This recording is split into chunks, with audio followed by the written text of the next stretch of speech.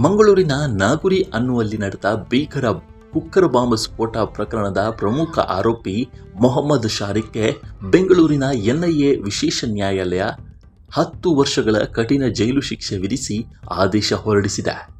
ಈ ಪ್ರಕರಣದಲ್ಲಿ ಶಾರಿಕ್ ತನ್ನ ಮೇಲಿರುವ ಎಲ್ಲ ಆರೋಪಗಳನ್ನು ಮತ್ತು ಮಾಡಿದ ತಪ್ಪನ್ನ ನ್ಯಾಯಾಲಯದ ಮುಂದೆ ಒಪ್ಪಿಕೊಂಡಿದ್ದ.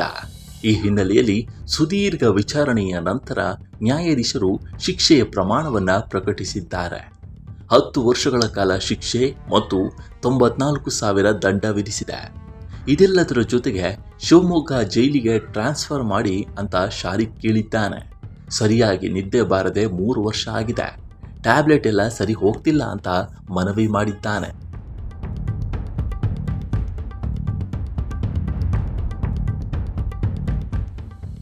ಎಲ್ಲವೂ ಬೇಕು ಅಂದರೆ ಹೇಗೆ? ಎಲ್ಲ ಕೈದಿಗಳು ಬೆಂಗಳೂರಿಗೆ ವರ್ಗಾವಣೆ ಆಗಬೇಕು ಅಂತ ಅರ್ಜಿ ಹಾಕ್ತಾರೆ. ನೀನೇನು ಶಿವಮೊಗ್ಗ ಕೇಳ್ತಿದೀಯಾ ಅಂತ ಜಡ್ಜ್ ಪ್ರಶ್ನೆ ಮಾಡಿದ್ದಾರೆ. ಶಾರಿಕ್ ತನ್ನ ತಪ್ಪನ್ನು ಒಪ್ಪಿಕೊಂಡಿದ್ದೇಕೆ?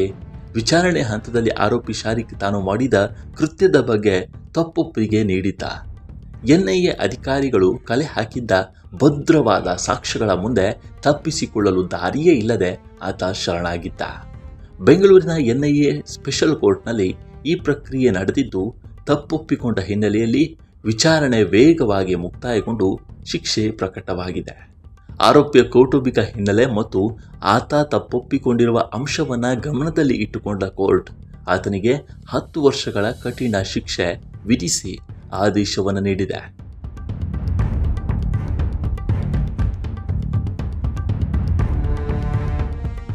ಎರಡು 2022 ನವೆಂಬರ್ 19ರಂದು ಮಂಗಳೂರಿನ ನಾಗುರಿ ಅನ್ನುವಲ್ಲಿ ಆಟೋ ರಿಕ್ಷಾದಲ್ಲಿ ಚಲಿಸುತ್ತಿದ್ದಾಗ ಶಾರಿಕ್ ಹೊತ್ತೊಯ್ಯುತ್ತಿದ್ದ ಕುಕ್ಕರ್ ಬಾಂಬ್ ಆಕಸ್ಮಿಕವಾಗಿ ಸ್ಫೋಟಗೊಂಡಿತ್ತು.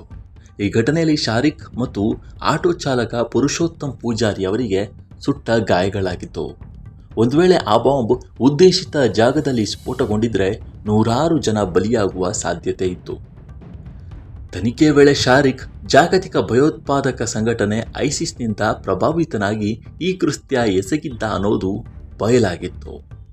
ಈತ ಶಿವಮೊಗ್ಗದಲ್ಲಿ ಟ್ರಯಲ್ ಬ್ಲಾಸ್ಟ್ ನಡೆಸಿದ್ದಲ್ಲದೆ ಮೈಸೂರಿನಲ್ಲಿ ನಕಲಿ ದಾಖಲೆಗಳನ್ನು ನೀಡಿ ಮನೆ ಬಾಡಿಗೆಗೆ ಪಡೆದು ಅಲ್ಲಿ ಈ ಕುಕ್ಕರ್ ಬಾಂಬ್ ರೆಡಿ ಮಾಡಿದ್ದ ಅನ್ನೋ ಭೀಕರ ಸತ್ಯ ಹೊರಬಂದಿತ್ತು.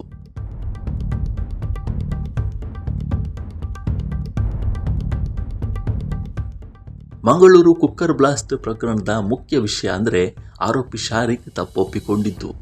ಬೆಂಗಳೂರಿನ ಎನ್ಐಎ ಕೋರ್ಟ್ ಅವನಿಗೆ 10 ವರ್ಷಗಳ ಶಿಕ್ಷೆ ವಿಧಿಸಿದೆ. ದೇಶದ್ರೋಹಿಗಳಿಗೆ ಈ ನಾಡಿನಲ್ಲಿ ಜಾಗವಿಲ್ಲ ಅನ್ನೋ ಸಂದೇಶವನ್ನು ಈ ತೀರ್ಪು ಸ್ಪಷ್ಟಪಡಿಸಿದೆ. ಆದರೆ ಈ ತೀರ್ಪು ಇನ್ನಷ್ಟು ವಿಚಾರಗಳಿಗೆ ಕಾರಣವಾಗಿದೆ. ಹೊಸ ಚರ್ಚೆಗಳು ಹುಟ್ಟುಕೊಂಡಿದೆ. ಕೇವಲ 10 ವರ್ಷಗಳ ಶಿಕ್ಷೆ ಸಾಕಾಗೋದಿಲ್ಲ ಅನ್ನುವ ಮಾತುಗಳು ಕೂಡ ಕೇಳಿ ಬರ್ತಾ ಇದೆ. ಈ ಕೇಸ್ನಲ್ಲಿ ಮುಂದೇನಾಗುತ್ತೆ ಅನ್ನೋದನ್ನು ಕಾದು ನೋಡಬೇಕಾಗಿದೆ. ನಮ್ಮ ಈ ವಿಡಿಯೋ ಇಷ್ಟವಾದರೆ ಲೈಕ್ ಮಾಡಿ, ಶೇರ್ ಮಾಡಿ ಮತ್ತು ನಮ್ಮ ಚಾನಲನ್ನು ಸಬ್ಸ್ಕ್ರೈಬ್ ಮಾಡಿ.